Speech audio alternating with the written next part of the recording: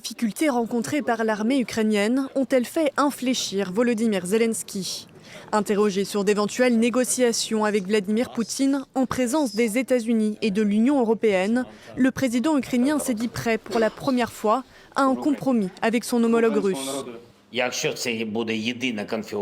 Si cette configuration est la seule qui permette d'apporter la paix aux citoyens ukrainiens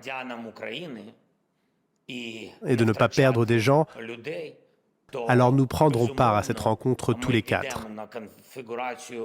Réaction immédiate du gouvernement russe. Le fait d'être prêt doit reposer sur quelque chose. Jusqu'à présent, cela ne peut être perçu que comme des paroles vides de sens. En 2022, le président ukrainien avait interdit par décret toute négociation tant que Vladimir Poutine serait au pouvoir. Mais face à l'épuisement de ses soldats sur le front et depuis le retour à la Maison-Blanche de Donald Trump qui fait pression pour de rapides pourparlers de paix, Volodymyr Zelensky revoit sa position. Lundi, le président américain a déclaré vouloir obtenir un accord assurant l'accès des États-Unis aux minerais ukrainiens en échange de leur soutien militaire et financier à Kiev.